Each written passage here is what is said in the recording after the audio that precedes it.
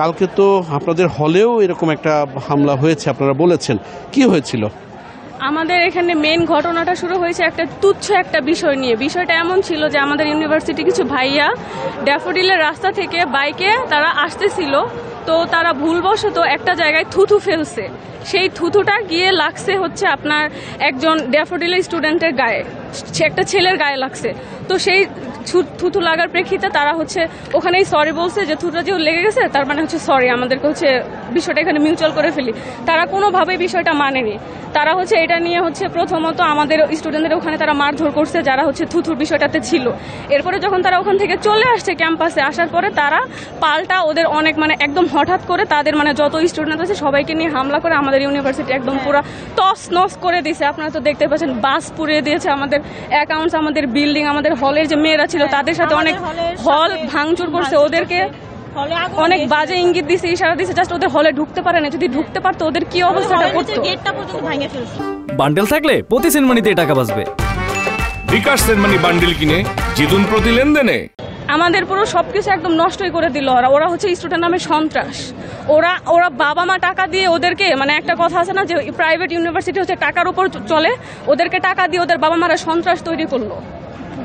আমাদেরকে বলে আমাদের ইউনিভার্সিটি নাকি হচ্ছে সি ক্যাটাগরির। আমাদের ইউনিভার্সিটি যদি সি ক্যাটাগরির হয়েও থাকে আমাদের একটা মান আছে। ওদের মতো আমাদের একদম মানে এরকম না যে আমরা হচ্ছে টাকা জোরে পড়তেছি বলে হচ্ছে আমরা মানে যা ইচ্ছা তাই করতেছি। উগ্র, ওরা সন্ত্রাস ভাড়া করে এগুলো করছে, নিজেরাও করছে, এমনকি ওরা গুলিও করছে আমাদের এখানে। আমরা 999 কল করছি, 999 থেকে আমাদের কোনো হসপিটালেও নেওয়া হয়েছে। আর একজনের অবস্থা অনেক বেশি খারাপ, ওরে তো পঙ্গুতে অ্যাডমিট করা হয়েছে আমাদেরই ফ্রেন্ড।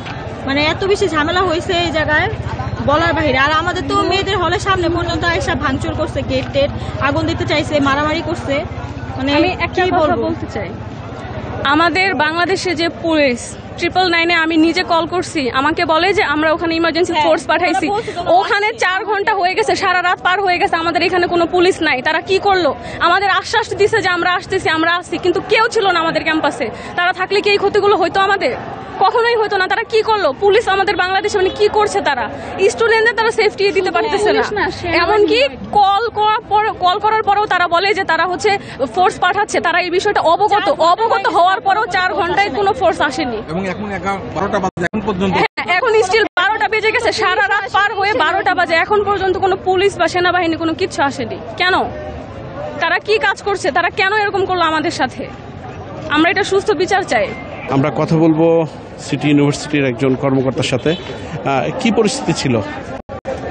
আমরা তো সকাল থেকে এখানে আইসাতে মাথা গরম হয়ে গেছে, এখানে সব কিছু ভাঙচুর করছে। আমাদের বাইরে যে গেট ভাঙছে, ওয়াল ভাঙছে, দরজা জানলা যেখানে যা আছে অফিস আদালতের সবগুলো ভাঙচুর করছে।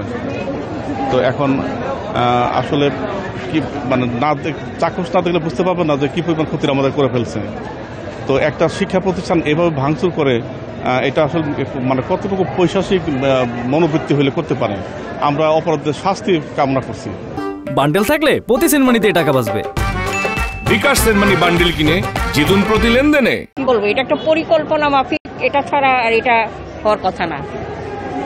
আর ওনারা যেভাবে এই জিনিসগুলোর ডিস্ট্রয় করেছে, আমাদের স্টুডেন্টরা যথেষ্ট ভদ্র ছিল জন্য অনেক কিছু হয়নি, কিন্তু এর অর্থ এই নয় যে আমরা লড়বো না।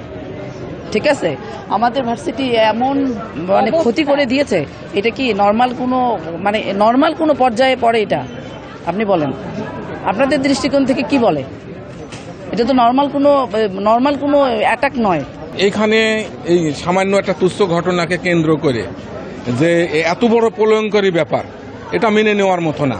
কারণ একটা স্টুডেন্টের তার ন্যূনতম জ্ঞান থাকা দরকার। একটা শিক্ষা প্রতিষ্ঠান, পাশাপাশি 2টা শিক্ষা প্রতিষ্ঠান সুন্দরভাবে চলতেছে, এটা তো একটা পরিকল্পিত, এর পিছনে একটা বড় ধরনের পরিকল্পনা আছে। আর সবচেয়ে দুঃখজনক হচ্ছে যে এদেশের প্রশাসন তার কোনো সাড়াই নাই। মানে এদেশে যে কোনো সরকার আছে তার কোনো মনে হচ্ছে নাই। কারণ এত বড় একটা ঘটনা ঘটে গেল, একটা বিশ্ববিদ্যালয় জ্বালায়ে পুড়ায়ে পণ্ড করে দিল। এই পর্যন্ত প্রায় 8 ঘন্টার ভিতরে প্রশাসনের কোনো লোক আসে নাই। তো এতে প্রমাণিত হয় যে দেশে কোনো সরকার আছে বলে আমার মনে হয় না। হ্যাঁ, আর এই যে এই সমস্ত অপরিপক্ক ওই দিয়ে উপদেষ্টা দিয়ে দেশ চালাচ্ছে, এটা তো মানে একটা ছাগল দিয়ে হাল চাষ। এটা রাষ্ট্রের এরকম অবস্থা হতে পারে না। দর্শক শুনছিলেন ক্ষুব্ধ প্রতিক্রিয়া। এখানে একটা থমথমে পরিবেশ আমরা দেখতে পাচ্ছি।